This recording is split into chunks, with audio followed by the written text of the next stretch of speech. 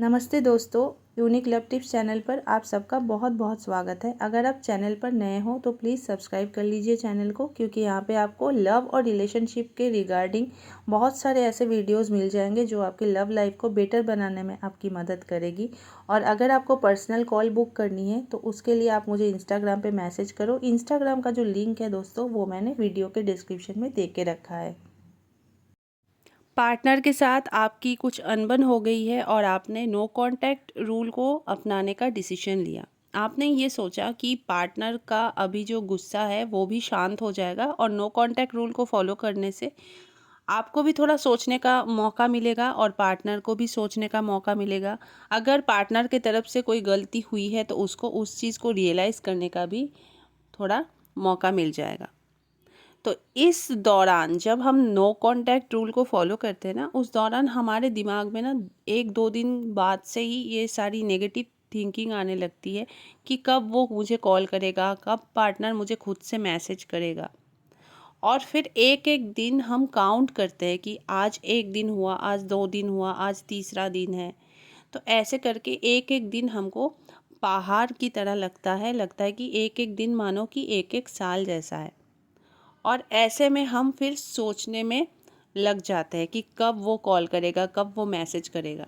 और ऐसे करते करते क्या होता है ना, दिन जो होता है वो लंबा खींचता जाता है और हमको कुछ समझ नहीं आता कि हम वेट जो कर रहे हैं कि पार्टनर हमें खुद कॉल मैसेज करेगा तो वो कब करेगा।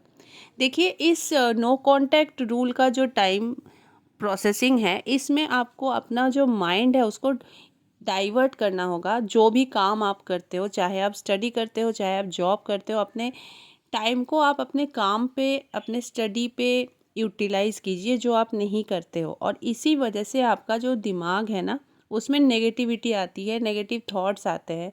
कि कई कई बार तो ऐसा होता है कि लोग सोचने लगते कि पार्टनर नहीं आएगा या फिर उसके लाइफ में कोई तीसरा आ चुका है। तो देखिए, तीसरा अगर आने वाला है ना तो वो आ जाता है। उसके लिए कोई सिचुएशन मैटर नहीं करता। मान लीजिए अगर आपने नो कांटेक्ट फॉलो भी नहीं किया होता ना, तब भी आप दोनों के अंदर झगड़ा होता और झगड़े में ज़्यादा चांसेस रहता है कि इंसान परेशान होता है और उस टाइम वो उसको कोई चाहिए जिससे वो ये सारी बातें कह सके। तो अगर तीसरा कोई पर्सन आपके पार्टनर के लाइफ में आना है ना, तो वो ऑलरेडी आ सकता है। उसके लिए कोई सिचुएशन मैटर नहीं करता। लेकिन हाँ, नो कांटेक्ट रूल में क्या होता है ना, आप दोनों के बीच का जो झगड़ा है वो कम होता है। और अगर ऐसे ही होता है कि नॉर्मली आप बहुत ज़्यादा झगड़ा कर रहे हैं, तब भी तो थर्ड पर्सन आ सकता है ना। तो थर्ड पर्सन को आप नहीं रोक सकते, वो उसको अगर आना है तो वो आएगा या आएगी। लेकिन आप अपने अंदर की जो गुस्सा है या फिर आप दोनों के बीच में जो मिसअंडरस्टैंडिंग है उसको तो रोक सकते हो ना। उसको नो कांटेक्ट रूल फॉलो करके कुछ देर के लिए, कुछ दिन के लिए आप उस सिचुएशन को शांत कर सकते हो। नो कांटेक्ट रूल का फ़ायदा यही होता है कि उस सिचुएशन पे जब कोई अनबन हो, झगड़ा हो, उस सिचुएशन पे झगड़े को अवॉइड करने के लिए और एक दूसरे को सोचने के लिए हम थोड़ा स्पेस देते हैं, जिस स्पेस में पार्टनर को भी अपनी गलती रियलाइज़ हो सकती है, आपको भी होती है। तो दोनों साइड से फिर रिश्ता जो है वो ठीक हो जाता है। ज़्यादातर नो कांटेक्ट रूल का जो रिज़ल्ट है वो 7 दिन से लेकर 10 दिन के बीच में देखने को मिलता है।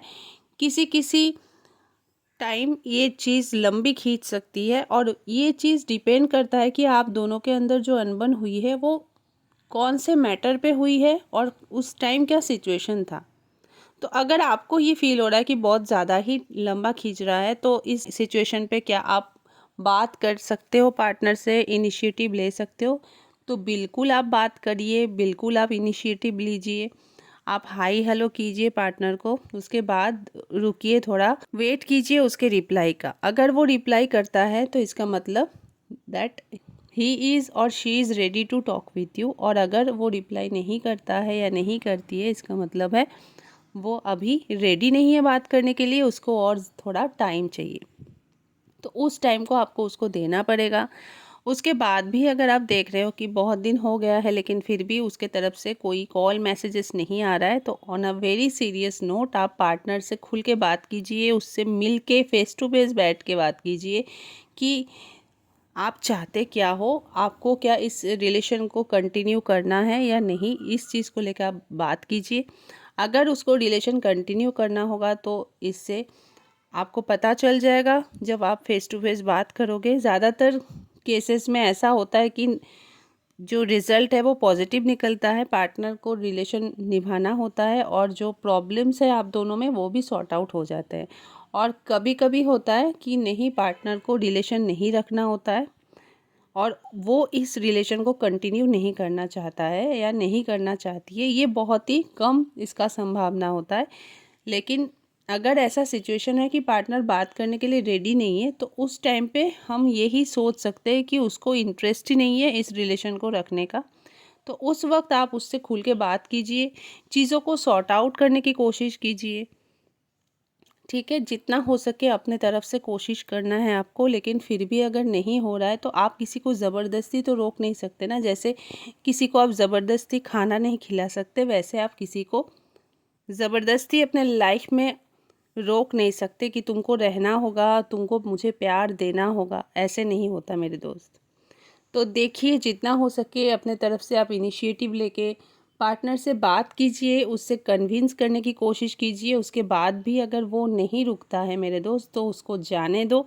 क्योंकि ज़बरदस्ती करके अगर तुम किसी को रोक भी लोगे तो वो ज़्यादा दिन आपके लाइफ में नहीं रहने वाला है।